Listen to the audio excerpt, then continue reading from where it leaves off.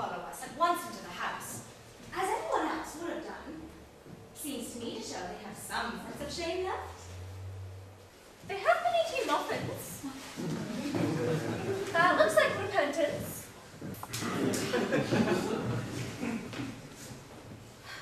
They don't seem to notice us at all. Couldn't you cough? But I haven't got to cough. Looking at us. What effrontery. They're approaching. That's very forward of them. Let us preserve a dignified silence. Certainly. It's the only thing to do now.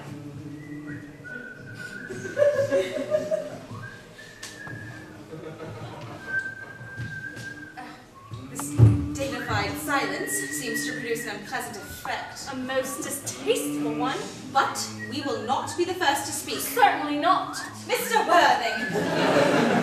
I have something very particular to ask you. Much depends on your reply. Gwendolyn, your common sense is invaluable. Mr. Moncrief, kindly answer me the following question. Why did you pretend to be my guardian's brother? In order that I might have an opportunity of meeting you. That certainly seems a satisfactory explanation, does it not? Yes, dear, if you can believe him. I don't. But that does not affect the wonderful beauty of his answer.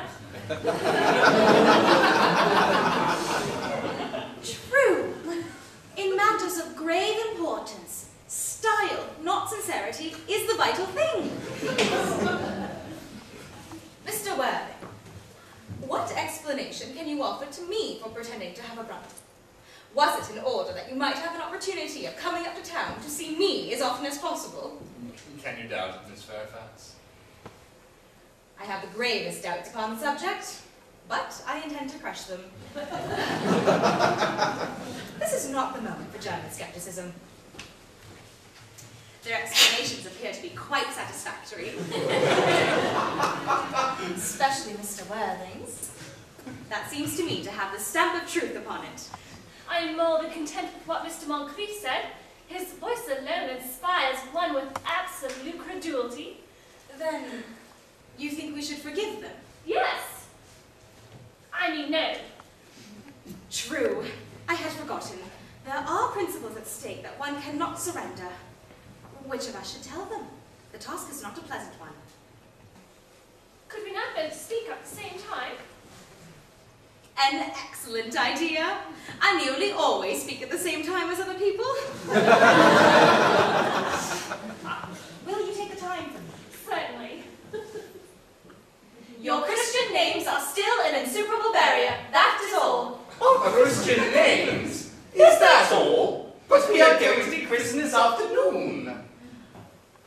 For my sake, you are prepared to do this terrible thing.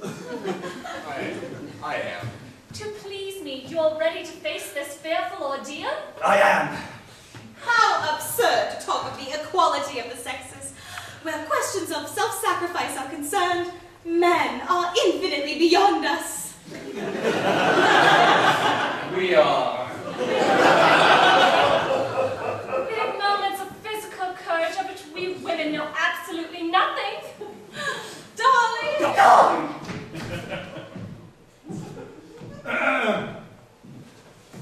Lady Bracknell.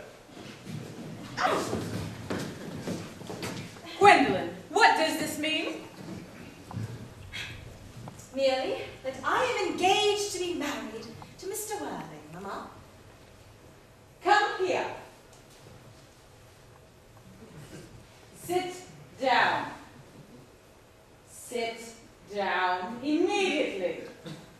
Hesitation of any kind is a sign of mental decay in the young and physical weakness in the old. Apprised, sir, of my daughter's sudden flight by her trusty maid, whose confidence I purchased by means of a small coin, I followed her at once by luggage train. Her unhappy father is, I'm glad to say, under the impression that she is attending a more than usually lengthy lecture by the University Extension Scheme on the influence of a permanent income on thought.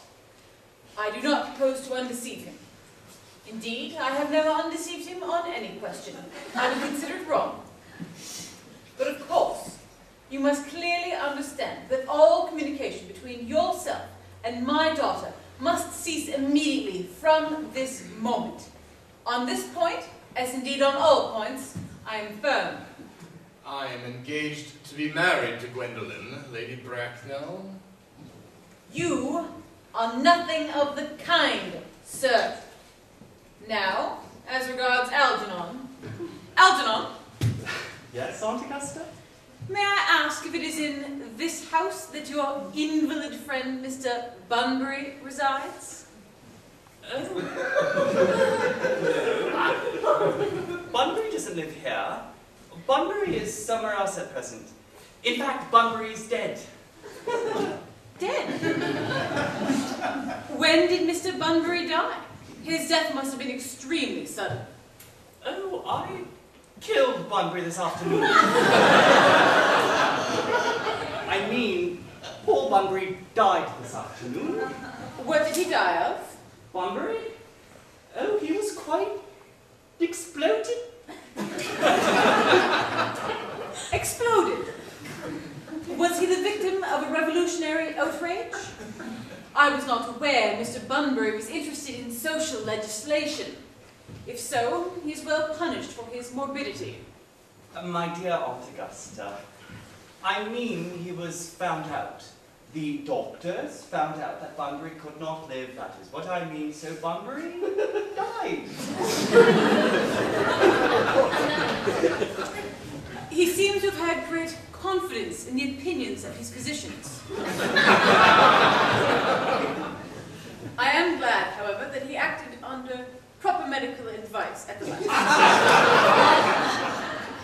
And now we've finally got rid of this Mr. Bunbury, may I ask, Mr. Worthing, who is that young person whose hand my nephew Algernon is holding, in what seems to me a peculiarly unnecessary manner?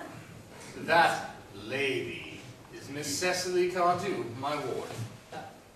I'm engaged to be married to Cecily, Aunt Augusta. I beg your pardon. Mr. Moncrief and I are engaged to be married, Lady Bracknell. I do not know whether there is anything peculiarly exciting in the air in this particular part of Hertfordshire, but the number of engagements that go on seems to me considerably above the proper average statistics have laid down for our guidance. I suppose some preliminary inquiry on my part would not be out of place. Mr. Worthing, is Miss Cardew at all connected with any of the large railway stations in London? I merely desire information. Until yesterday, I had no idea there were any such families or persons whose origin was a terminus. Miss Cardew is the granddaughter of the late Mr. Thomas Cardew of 149 Belgrave Square, Southwest, Gervais Park, Dorking, Surrey, and the Sporran, Fifeshire, in the D. That sounds not unsatisfactory. 3 addresses always inspire confidence, even in tradesmen. But what provides their authenticity? I have carefully preserved the court guides of the period. They are open to your inspection, Lady Bracknell. I have known strange errors in that publication. Miss Cardew's family solicitors are Messrs. Markby, and Markby. Markby, and Markby. A firm of the highest position in their profession.